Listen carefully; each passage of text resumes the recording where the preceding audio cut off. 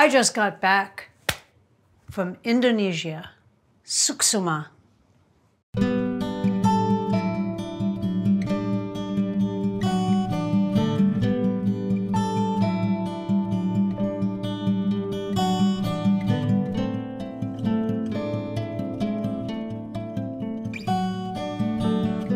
I just took an amazing trip to Indonesia. We started out on the most incredible wooden sailing vessel called the Amandira.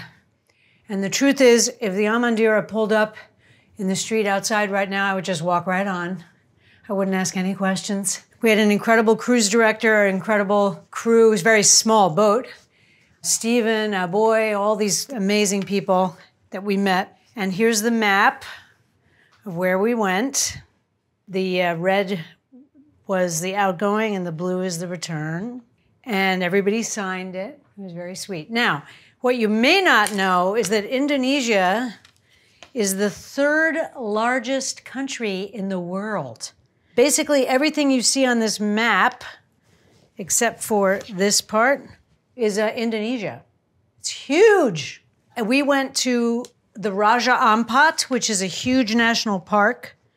We sailed around, and here you can see our journey, but we sailed around the Raja Ampat, which is a national park of insane beauty. I don't even know how to describe it to you. I chose to go in the, quote, off-season, so there were very few people there, and it was a mind-blowing experience, literally. Now, one of the most mind-blowing things was the food. And the chef on the Amandira, his name is Putu, which means firstborn son. And Putu was essentially a Michelin-starred chef. The most unassuming, sweet guy, turned out insanity meals 6 days in a row. I mean, it was just absolutely phenomenal. I'm going to clumsily try to recreate some of the beautiful dishes that Putu made for us. So, what are we going to make today? Well, we made a sambal a few episodes ago from the beautiful Coconut and Sambal Lara Lee book, which is a fabulous book, and it's a good guide for Indonesian food also. We're going to make the most common sambal that I saw in the Raja Ampat and in Bali, which is a tomato-based sambal that looks a little bit like tomato sauce, but it's the most common one. Like if you ask for sambal, they'll give you this sambal. The sambal we made is called dabu dabu, which we had the first night. And I was like, oh my God, you guys, I totally have a cooking show. And then I was like, no, don't say that, because it was the first night. But they made dabu dabu, exactly the same thing we made.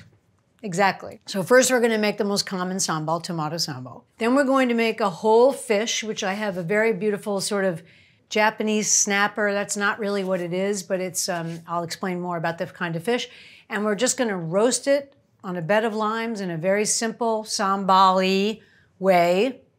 Delicious. I mean, my God, we had grouper from the Raja Ampat. I mean, it was insane. And then we're going to make a little sort of bright salad. It's a very tomato-y day, but it's going to be, they're very different preparations. We're going to make a sort of cilantro, ginger, and spicy salad, side salad. And then we're going to make an amazing thing called coconut sorbet. Now, we had no allergies on the boat at all, and we had people who came and met us in Bali, other friends, who couldn't eat dairy. So the hotels were amazing and started serving us dairy-free desserts, right? And the most amazing one was coconut sorbet, which has no dairy, even though you could make it slightly better if you included dairy. But anyway, we're going to do a dairy-free coconut sorbet. But I just want to point out one thing. Indonesian food reasserts the fact that saying Asian food is essentially insulting, because Asia is a huge place encompassing hundreds, if not thousands, of distinct cuisines, okay? So for instance, Indonesian food is another side of the planet to Japanese food, for instance. So be careful when you say Asian food, because it's a little bit like saying I don't like or I like music.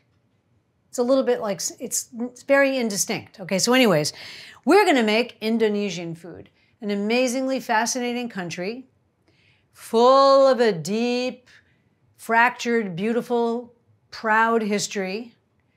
And let's see if I can even come close to the magical putu who blew my mind daily.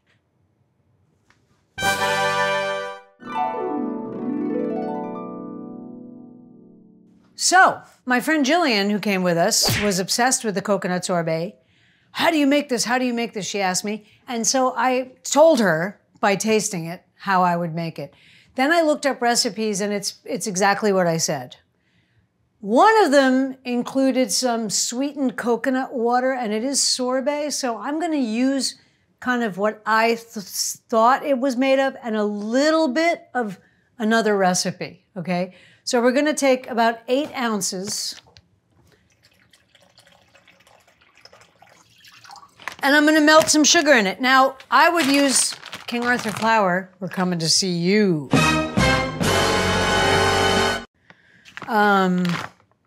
I would use special sugar. I wouldn't use your organic sugar because it's slightly off-white.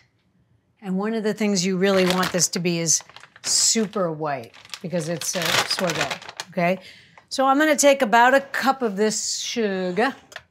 So mine, unfortunately, developed a few lumps, but it doesn't really matter because we're melting it. That's a lot of sugar, you say, and you'd be right. Low heat.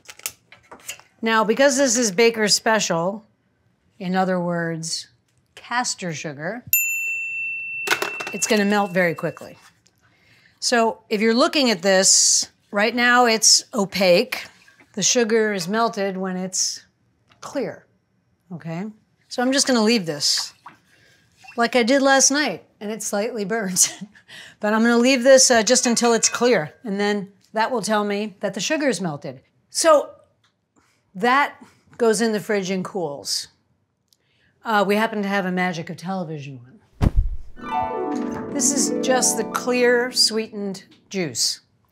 Now, there are so many different brands of coconut cream. Some of them are loose like the milk, and some of them are not loose. So we're gonna open some cans of it and see what we have. And we're gonna use my amazing, bravo, one of our wonderful fans told me to use it to make hollandaise instead of messing up the entire Vitamix. She said, use this. Genius. So anyways, basically we're gonna take this bucket, which is too small, but that's our tradition. And we're gonna make a delicious, sweet, creamy mixture. And it's gonna make coconut sorbet, which incidentally was served to us in Bali inside of a ice teardrop, which is quite dramatic. The second time we got it, which was as amazing as the first time, we said, how the hell do you make this? You'll see in the picture that it has a space, you know, for the sorbet. What they do is they make solid teardrops, and then they take a torch and they blow the space into it. I mean, that's not easy, okay? And then they put this little bed and you have your sorbet in the, I mean, you'll see, it's absolutely stunning. We're not gonna do that. I put the cans in the fridge, which is a strange thing to do, but I put the cans in the fridge to sort of cut down on our prep time. If I'm correct, this will be a very easy sorbet. So I have coconut milk, very ordinary coconut milk. I have heavy coconut cream. Doesn't sound heavy. And then I have this coconut cream that's not moving at all. So we're gonna do a little examination. All right, the first thing I'm gonna open is this one because I have the highest hopes for this one. I think it's really thick. Now, because it has no dairy, it's gonna freeze differently. So the more fat you put in it, the better texture you're gonna get. Now, I have high hopes for this one. I think this is gonna be super thick. Oh my gosh.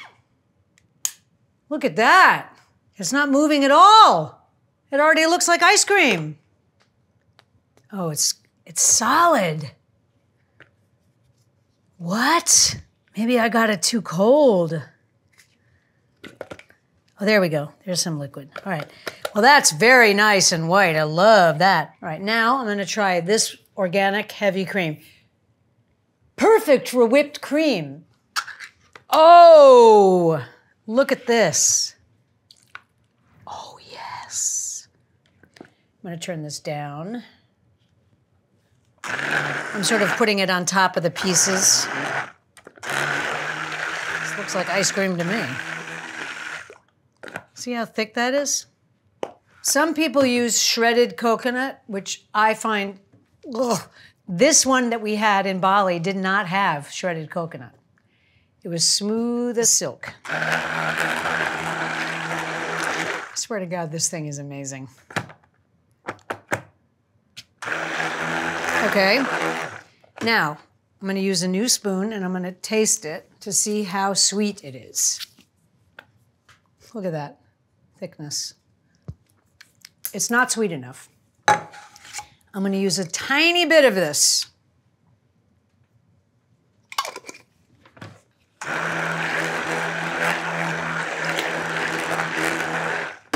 Bottom of the spoon. More sugar. Tastes pretty good. Now, because the cans were in the fridge, essentially you could freeze this now, but we're gonna cool it down again. It's delicious. Remember, when things are cold, they taste less sweet. Don't forget that. Now I'm just gonna mix it because I just found a small lump of that stuff, so. And because the coconut cream solidified a little bit, I might sieve this before I put it in the...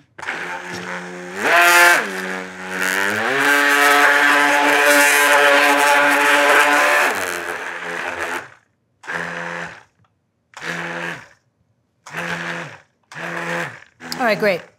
So unlike the huge mixer, you just have to do, that's all you have to clean. Pretty freaking amazing. I'm gonna put this in the fridge just for the hell of it. You could put this in the fridge overnight with a lid. If I'm right, we just made coconut sorbet.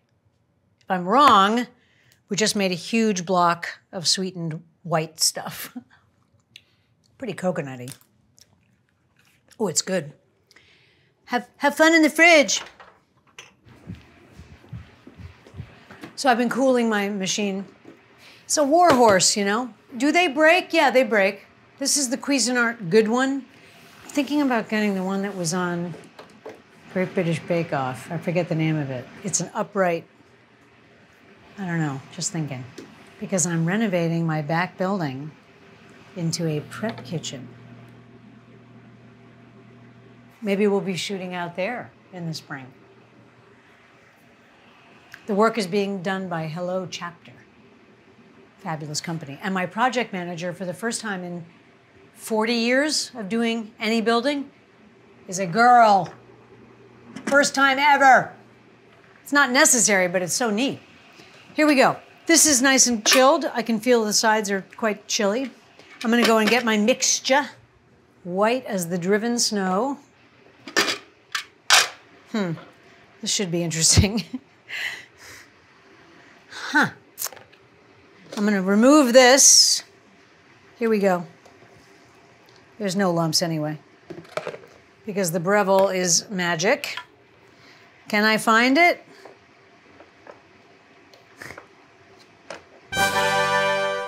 Okay. And now you're gonna freeze it. Now it's gonna freeze on its own time. You wanna keep an eye on it. And it's not gonna get as hard as ice cream in here. Or it might, because I used more fat. But anyways, here we go. Churn away, sorbet. Churn away. Okay, here's our sorbet. Churned. I'm gonna taste it because it's the first time I've ever made it. Oh.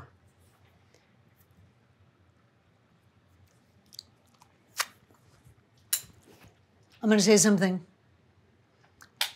It's better than the one in the hotel. Or it's very, very similar. Now I'm going to quickly decant it into a too small bowl. As ice cream makers know, this is the key moment because when it melts, it forms water crystals. So you want it to freeze in its churned form, not melted ice cream or sorbet. But damn, this tastes like ice cream to me. Taste that. Oh, that's real good. Isn't it really good? It is so fresh. I know. Next time I might put a little lime in the coconut. I think that would be delicious. But if you served this with a scoop of lime sorbet along with the coconut, or you could serve it with chocolate sorbet and make an almond joy. Mounds bar. Here, Shahar, taste that. Okay. No dairy. No dairy, Lynn, our non-dairy person. Do that coconut. Oh, that's perfect. It tastes perfect. I'm really proud of this. Now, it has a lot of water, so we'll see what happens when it freezes, when it sets up, you know what I mean? Because it does have a lot of high water content. In the freezer for a couple hours. It looks pretty professional. Coconut sorbet. Hey, hey! Let's make sambal. When we got onto dry land in Bali, every meal came with a little 3-compartment dish. And when they found out we were chili freaks, they got hotter and hotter. One little thing was a sort of sweet soy, almost like a syrupy soy with a little bit of garlic and chilies in it, but very mild. The middle one was this sambal we're going to make. The last one was literally, no joke, fact, sliced chilies, period, okay?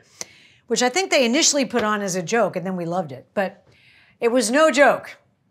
Now, a little bit of salt and a little bit of cooking brings down the heat.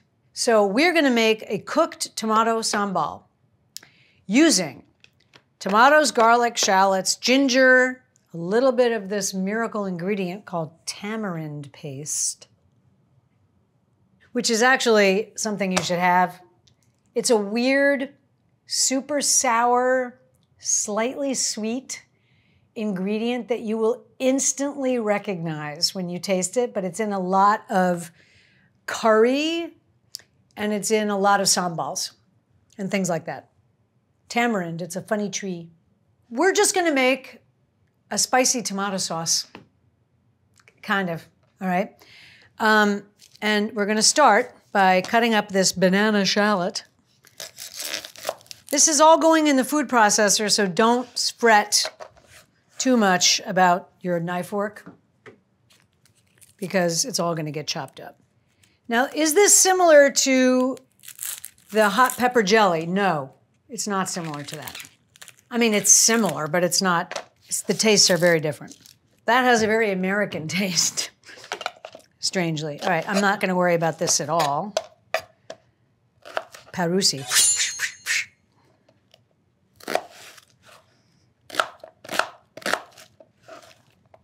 Pow. We're definitely gonna be doing another episode with the magnificent Germaine sometime this summer.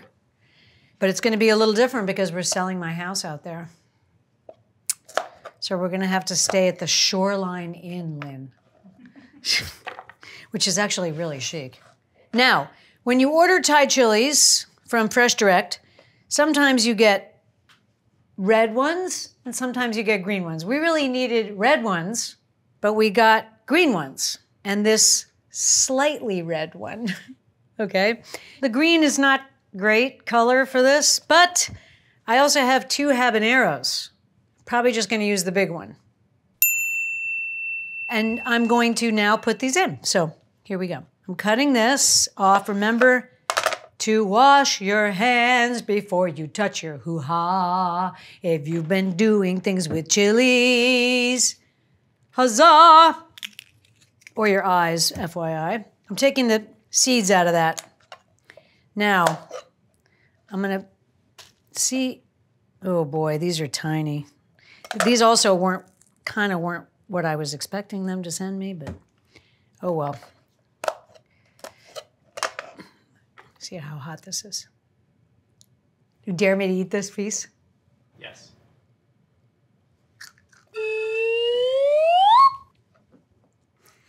Ah.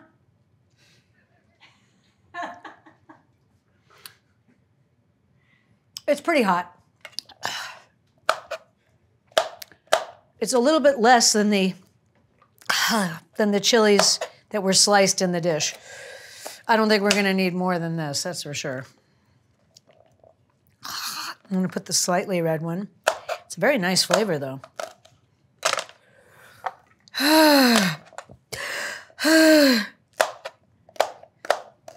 This is gonna be too many chilies, but I have a lot of tomatoes. Okay, I hesitate to put this in, but damn it, I'm gonna do it. Now, this is cooked, okay? So, I'm drinking water not because it's gonna help, but because my mouth is on fire. Those are spicy, but the flavor is very delicious. All right, oh, I'm now gonna put these tomatoes in.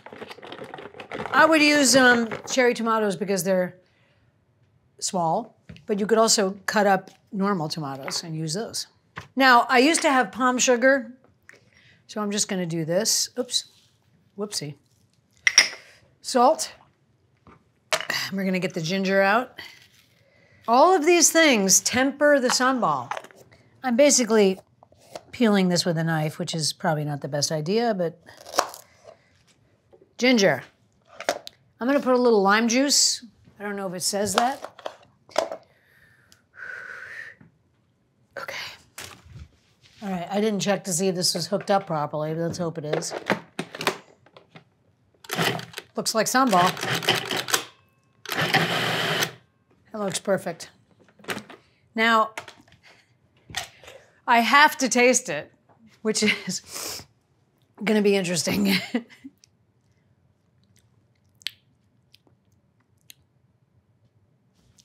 It's fantastic. It tastes almost exactly like putus. Put more red ones in so it's a little redder. It needs a tiny bit more salt. And actually, the lime is really good.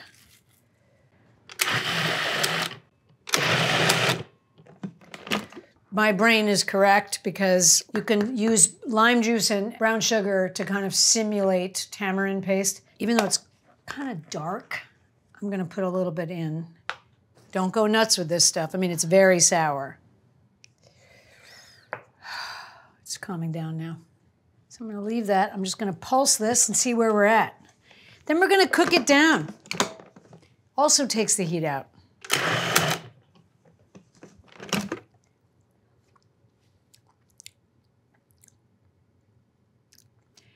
Pretty authentic.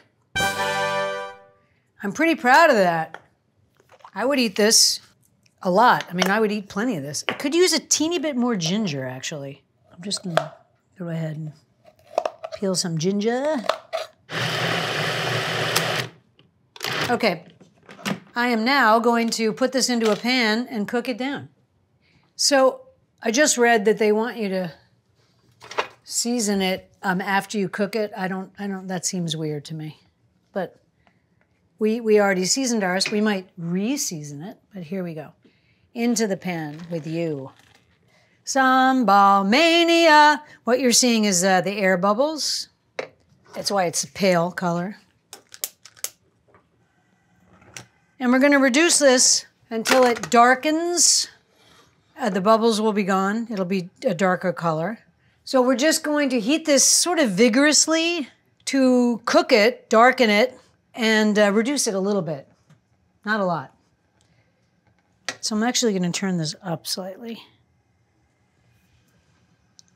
This is beautifully reduced. Turn off your stove. Carry this over. Now, one of the ways I can tell it's perfect is because when I draw my spoon through it, it doesn't fill that space right away. So I draw my thing. I'm sure that has a French name. So I might put this into a different container to speed cooling. If I was in a professional kitchen or perhaps a new prep kitchen, I might put it into a sheet pan to cool quickly. All right, there you go, sambal.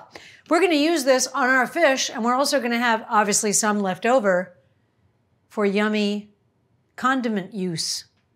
Putu would be proud. I hope. So now I'm gonna make a kind of crazy salad, where I'm gonna sort of mix together a Lara Lee recipe and dabu dabu, sort of, but it's gonna be edible as a salad, I hope. It does have tomatoes, a little tomatoey meal, but whatever, you can also serve another vegetable. You know they serve morning glory leaves, which I don't think are morning glory leaves. I think it's another plant, but they have beautiful vegetables. Oh my God, so good. Anyways, we're gonna make a little salad, which you can whip up easily. Now these are edamame in the shell. This is something you should have in your refrigerator because you boil these for a couple minutes, salt them, put them down with a little cocktail and some TV, and your Bob's your uncle. So here we go. Oops, not enough water. Oh well. I'm just gonna cook these quickly until they're cooked. I mean, until I can open them and they're not frozen. Which should be about 2 seconds. Honestly, this is a great snack. It's good for you. Taking the less green ones and eating them. These are cooked. So basically it takes until they're not frozen. Draining time. I'm gonna put a little ice on top of these. Sounds like a martini to me. What do I have? I have some beautiful cherry tomatoes from Canada. And I'm just gonna take the green stuff off the tops and picking some particularly lovely ones, the firmer ones. I'm gonna put some orange ones in too for a little color interest. So this is, it's a little bit inspired by Indonesia. It's not traditional, what I'm making, just to be clear. First thing I'm gonna do is cut these into delightful pieces, like this. Yeah, you'll see it's like, my idea is like a non-condiment dabu dabu, I guess, which is not traditional. Okay, a little bit of salt just to get these weeping. Make the tomatoes cry. And I'm gonna use a lot of lime juice. Oh, don't run away, Mr. Lime. So I'm kind of thinking about flavors that I had. I'm sort of putting this together by memory. So if anything, it's a tribute, okay? But you could serve this with a steak dinner. It might be really, really good. These are juicy limes. Limes are usually very difficult to juice on this thing. These are particularly nice limes. I tried to get key limes. Limes, underused, man. One time I used limes in macerated strawberries. It was like the best macerated fruit I made all summer. The limes they have there are super fragrant and floral. When we first got on the boat, I asked for this, there's no seltzer, but I had like sparkling mineral water. And the first one I had this piece of lime in it. And I was like, this is like gonna be good. It was a miraculous lime. Good start. Okay. I put 3 limes. That will also soften the tomatoes, the acid. Now, we're gonna use some spring onions, and I'm gonna cut them kind of like this, lengthways, and then some of them I'm gonna dice like this, and some I'm not. So, unlike weirdos who go to other countries and eat their own food, question mark, okay? I said when they ask you, like on Below Deck, when you have a preference sheet, when they asked me, what do you guys eat? I say, we're adventurous eaters, we have no allergies. So we had this incredible Indonesian feast every day, twice a day. But for breakfast, you could have regular eggs, which is kind of pan-cultural, or they also had Indonesian breakfast. So they had this thing, which, oh my God, it was so good, called nasi goreng, which you can have with or without meat. And it's kind of like congee. Oh my God, it was so good. And the amazing thing about Indonesia was, I had zero stomach upset the entire time I was in Indonesia. And I mean zero. No acid reflux, no tummy issues, nothing. A couple people commented that I wasn't eating any cheese because I eat huge quantities of cheese, you know? Who knows? I also wasn't drinking a lot of red wine. But then again, I've drunk red wine and had cheese since I've been home and nothing happened, so who knows? But anyways, it was interesting. Okay, so I'm just gonna stir that around. Already looks beautiful. Okay. Now, this is lemongrass. So what does it look like when you buy it or pick it? It looks like this. The very center is the piece that you want. So how do you get that? You go like this. You cut deeply along the length of it, and you peel off a lot of layers. What you're looking for is the part, when you get to it, that your knife, that still needs one layer taken off. It's by feel, sort of. It shouldn't feel any woodiness. It should feel like a stalk. It's a lot. It's inside. That's it. I can feel it. I can feel it. So just a word out to World Central Kitchen, one of my favorite charities. If you already give them money, you could give them a little more money because they're in Syria and Turkey following the horrendous earthquake, and giving hot meals and love and compassion to people on the ground. So there you go. See, it cuts beautifully, smoothly, and quietly. Now, for dabu dabu, I would put it in almost like that because it's gonna soften in there. But I'm a little nervous about putting a piece of lemongrass in, so I'm actually gonna cut it. That's the sound you want. It shouldn't go tukka, tukka. You're not cutting through the woody part. This is a beautiful flavor. How about a little spice?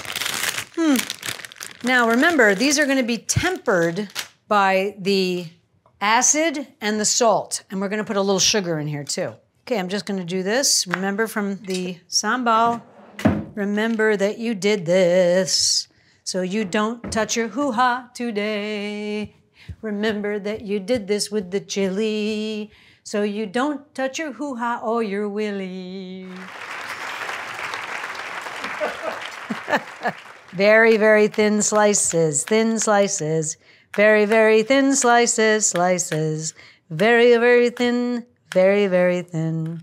Now that is an example of what I would get in the little container, but much hotter chilies. Initially, I thought they were playing a joke. But then we're like, we're gonna eat it. And then we saw it in a restaurant. It's just chopped chilies, no salt, no vinegar. Oh, it smells good. Okay, now I'm gonna pop some edamame in here. I know we did a lot of stuff with tomatoes. You don't have to serve this with your fish, but it's kind of nice, and depending on how many edamame you put in, and honestly, if you want to rip up some baby gem and throw it in here, you can.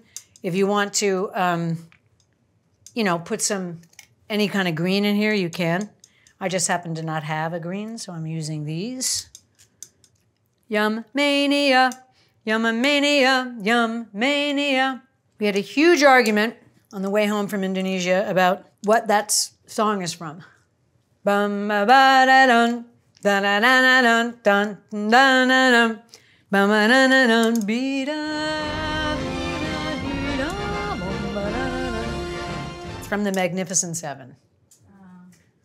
It's the theme song. Now it's just salt, chilies, and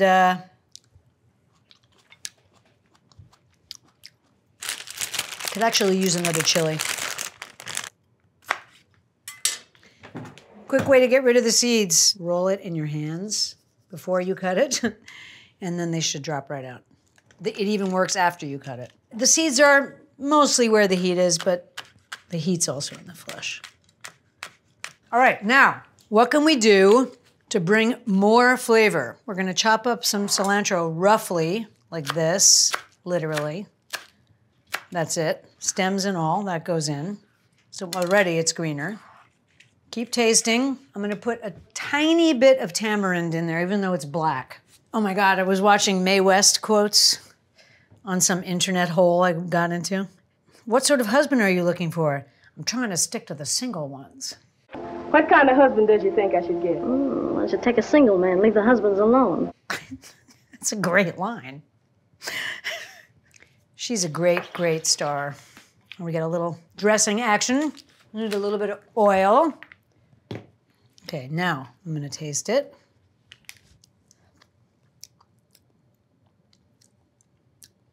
It's really good. Needs a little more lime juice, believe it or not.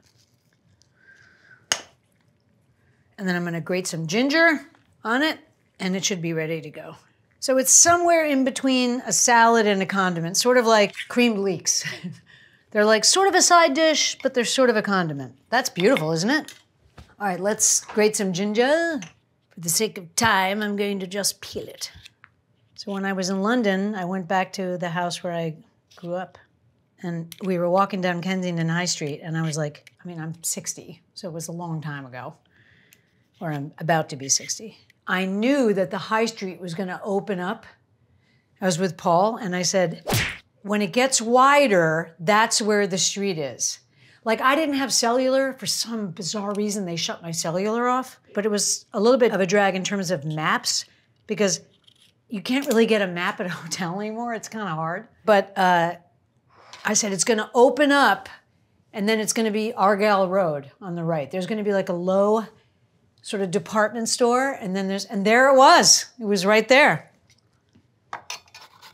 And then I said, oh, the other house, which I didn't realize, was a block away. So my mother moved one block, like moving from 71st Street to 72nd Street. In a very quiet street, still a beautiful street. But the bizarre thing was, and this was bizarre, the candy store was still at the end of Fillmore Gardens. How can a candy store still be there after 45 years? Is that amazing? It's actually a stationery store called Ryman's, but it was where we used to buy our candy. That gave me the shivers. Okay, I'm stirring in this ginger. And we're gonna let this sit to soften the ginger, meld the flavors together. And I think that's delightful, especially if you ripped up some other leaves and threw it in. Some lettuce leaves, I mean. This would be gorgeous. I'm gonna just give this a quick taste. The ginger was what it needed. Oh, God damn, that's good. Oh, that's got some suggestion of what I learned. I mean, the truth is, I told you it was inspired. It's not an Indonesian dish. It's a melding of a couple of Indonesian things. I'm gonna just clean the side because you never send it with a dirty edge. And I'm gonna put this in the fridge. Beautiful. Salad.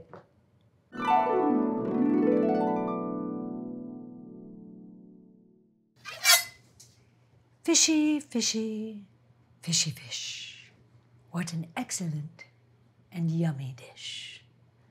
We're gonna make a Indonesian style fish. Now we had this on Amandira, and he used amazingly what I can only refer to as the saddle of a grouper. Beautifully presented. The problem is we didn't take a lot of pictures of the food because we kept on eating it. I think we have one video of empty plates, but that's it. It was the saddle. In other words, groupers are like this, right? And I think Putu took this part of the fish, like just behind the head or something. We're going to use a Japanese tai, T-A-I, snapper. It's not a snapper. It's really a species of sea bream. You just want any decent, firm-fleshed fish. American snapper, it's not rated very highly on the Seafood Watch. This guy is. So use the Monterey Bay Seafood app. Look at this beauty. Oh, beautiful. I'm just going to quickly, this is butterflied. I'm searching for lard. There are big pin bones in here. Pick these out. I'm gonna score this. I'm gonna salt and pepper it. I'm gonna stuff it with some lemongrass and limes. And then I'm gonna paint it with sambal. Leave it for a few minutes, and then we're going to just roast it in the oven. I'm having a small martini. All right, so here's our lemongrass. It's trying to get away. I'm gonna just cut the tops off because they're a little bit wilted. And I'm gonna smash this with a hammer, believe it or not. But before I do that, I'm going to just take off one layer of the woody stalk. Lemongrass, what a divine thing that is. When we would come back from these epic snorkeling adventures, a boy, his name is confusing, but it's not a boy, it's a boy, right? Would make this lemongrass, ginger, and lemon hot toddy. So you get out of the water and there's some freaking angel standing there with the most delicious tea you've ever had in your entire life. I'm just taking the... Okay, now I'm gonna hit this with a hammer. I'm gonna bruise it.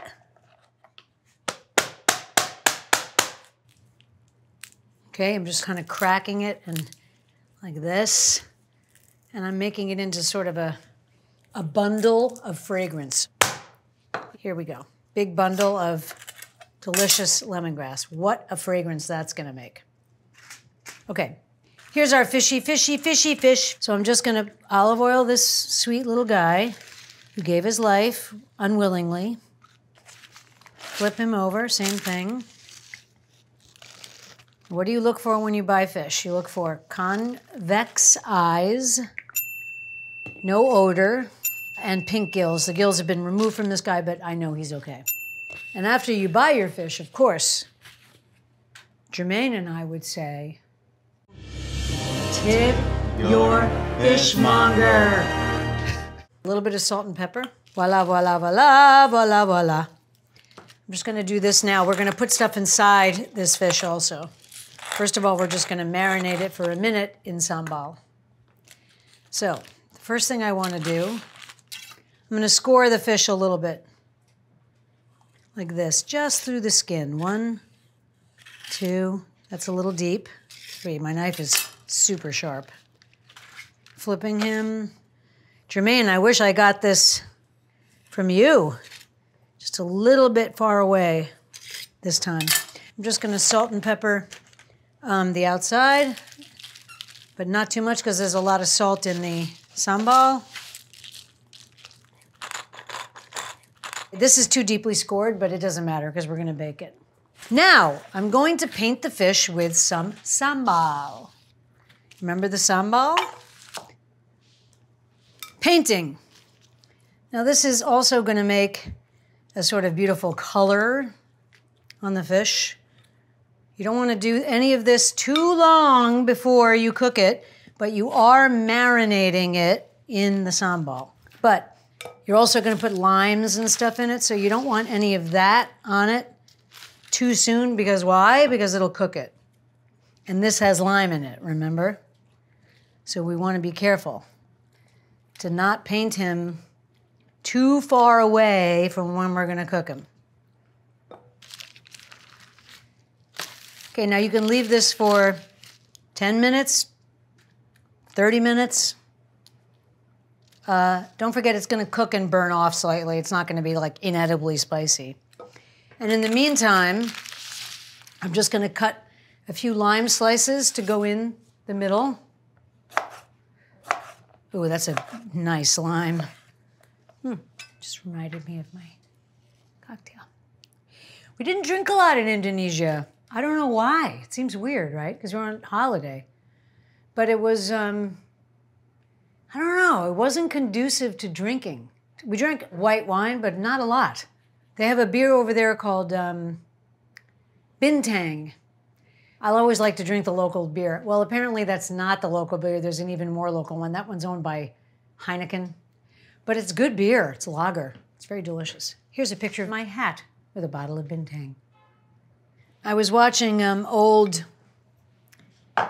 very old MCTP UK, and they had a skills test where they had to use a cod head, which anybody who's cooked anything knows that they have cheeks. Cod cheeks is a common thing. But they also apparently have meat here. So this guy doesn't. But now you know, because I just told you, if you ever have to do a skills test, that there's meat here in the cod, which you can feel with your finger. But apparently there's also 2 huge fillets here. Okay, I'm gonna move him to his new home. Now, we are going to put this bruised lemongrass, which is gonna, when he roasts, it's gonna create a lemongrass steam, essentially, inside of him. If you're gonna kill something, cook it right. I don't know how Putu did that, but it really appeared to be the saddle, which I'm sure is the meatiest part. But it was standing upright, but it wasn't the whole fish, which would be like this. Such a beautiful idea, man. Guy was gifted. And we'll show you the group photo and we'll put a circle around him. He was gifted and the most unassuming dude you'd ever met in your life. Michelin star. Okay, I'm gonna put some cut limes inside of my fish inspired by Putu and Lara Lee, just a few, because we're going to move him slightly here because we're going to cook him on a bed of cut limes. Are you ready for this? What a beautiful idea. So what's gonna happen with the limes? They're gonna make an unbelievable smell rolling through that fish. A bed for your last sleep. Sleep with the fishes. I'm making this incredible bed. I mean, what a great idea. I'm gonna squirt a little lime juice, which I should have done before. Now you gotta be careful because this will cook the fish, okay? I don't need to tie him because he's just laying there and it's fine. But here, let's make sure that he's even Steven. There you go. Okay, now I have my oven at 425. You don't want him to burn, but you don't want him to like, it should be quite kind of dramatic how he's cooked. Because look how dramatic he is, right? I'm gonna put a little bit extra on there just for beauty's sake. How do you know it's done? Okay, cooking fish in the oven, roasting it, is by far the easiest way of cooking fish. If you're nervous, take a fork in the center and kind of twist the fork, and if it flakes away, it's ready. If it's opaque, it's ready. Don't be scared. This is the easiest way to cook fish, and what a delightful preparation this is. Look at this bed of limes. Oh my God. Lara Lee says, and she's probably, of course she's right, you can also cook this wrapped in banana leaves. Good luck finding them. You have to order them, you have to soak them, there's a whole procedure. You can do this just fine like this. If you wrapped it in a banana leaf, it wouldn't brown, but it would be absolutely succulent and amazing. Ours might be a little bit crispy, a tiny bit roasted, which is also delicious. So let's take it to the stage. In we go. I cannot tell you how long. You just have to use your instinct as a dinner partier. With the sambal and the oil and everything, it's pretty hard to overcook it, but you could. I don't think you're gonna undercook it. Have faith, you can do it. Here we go. The Indonesian name of this dish is ikan bakar, I think. And the way you say thank you in Indonesian is suksuma. And their bow is not here, and it's not here, it's sort of here, suksuma. It's hard to explain. But anyway, suksuma, I'm saying it incorrectly, I'm sure. Suksuma means thank you. And then suksuma Malawi means, or Malawi means you're welcome. So, Indonesia, suksuma. Okay. Let's see if our ikan bakar is ready. I think it is. Just through instinct. I can tell this is done because I've cooked a lot. But Lara Lee says an interesting thing in her wonderful book, Coconut and Sambal, which I actually referenced when I came home because I was like, oh my God, these is what I ate in this book. And because Putu was so beautifully kind in showing us kind of the greatest hits, a lot of the recipes were in her book. She says, if you put the knife in the thickest part of the fish, I can tell that's done. And you pull it out, it's hot. So I know it's done, but if you're not sure, you wait until it looks like this, and you put a knife in and it comes out hot. Now I'm just gonna squirt a little bit of fresh lime on our beautiful, beautiful dude here. There you go. I'm pretty pleased with that. I'm no putu, but that could have come out, just saying, could have come out. Not as good, but it would have been accepted. Ikan bakar. Fish painted with sambal. You can paint it with anything you want. You can stuff it with anything you want. Don't be scared to cook fish. Fish, a good dish. Delish. So today we made an oven roasted fish with tomato sambal. Ikan bakar with sambal tomat. I'm sure I'm saying it wrong. Then we had a sort of a combination salad of a dabu-dabu, sort of, but man, was it good. Then we made a beautiful tomato sambal, which we used on the fish, of course. Then we had a coconut sorbet. Came out pretty professional, I'll say. Next time, I might put a little lime juice in the mix, but you can always grate a little lime zest over the scoops. Coconut sorbet.